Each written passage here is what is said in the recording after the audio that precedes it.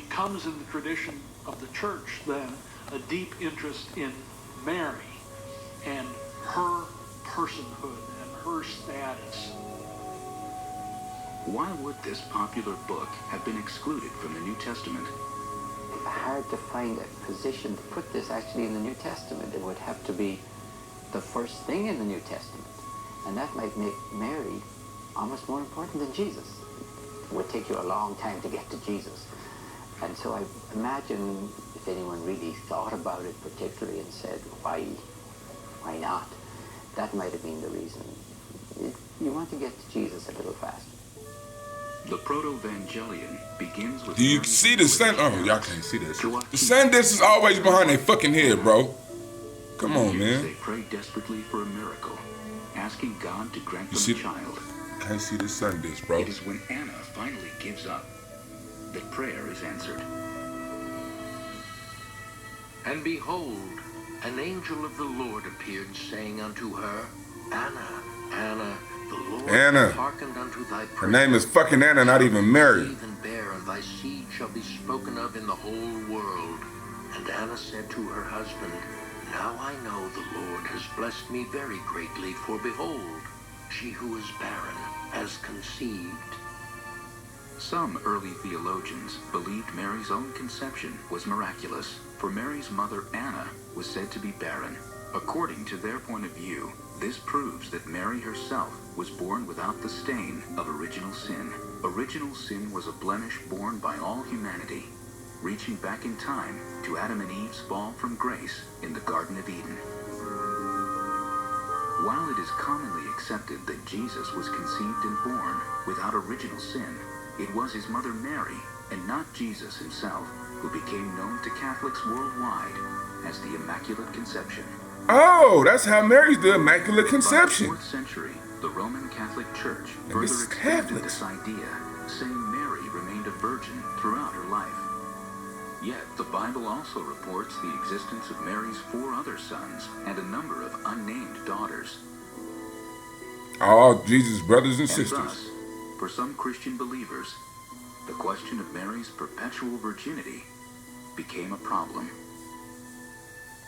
Yes, because Jesus did have brothers and sisters. You guys do know that, right? Your pastor does tell you that, right? When you go to your church today, he's going to tell you that Jesus had brothers and sisters, right? It wasn't just Jesus, right? Matthew, Okay. who follows Mark rather closely, the brothers and sisters of Jesus are mentioned. The idea of the perpetual virginity of Mary is the idea that Mary, as far as the church is concerned, both East and West, was a pure vessel chosen by God to reveal himself through the Holy Spirit in human flesh. The Eastern Church calls her Theotokos, which means the God-bearer. God-bearer meaning that she bore God in the flesh in her womb. It was a pure vessel. This would prove to be such an important idea that the Proto-Evangelion's author may have attributed his book to one of the most highly respected early Christian leaders, James, a man who was stoned to death almost 100 years before the book was written. The Proto-Evangelion of James assumes that the author of this document is the man we know from the early church as James the Just, who was the leader of the Jerusalem church after Peter. This James was a brother or half-brother or cousin of Jesus, depending on your theological perspective. It was absolutely acceptable in ancient writing, ancient Jewish writings and ancient Christian writings, to attribute a work to a renowned ancient prophet or apostle. The Proto-Evangelion not only makes a strong case for... You see that sun disc, bro? Behind fucking Mary's head, bro. Let's go, nigga. You see her roof flying? Conception of Jesus. Mary becomes pregnant, and Joseph is scandalized, and of course, it's the virginal conception of Jesus that we know of from the canonical Gospels. In this story, there is a woman whose name happens to be Salome, who has to check things. See that sun disc? So, pardon me, but she actually sticks her finger in Mary to make sure she really is a virgin, and So that's established, and Joseph is relieved, and Jesus is born.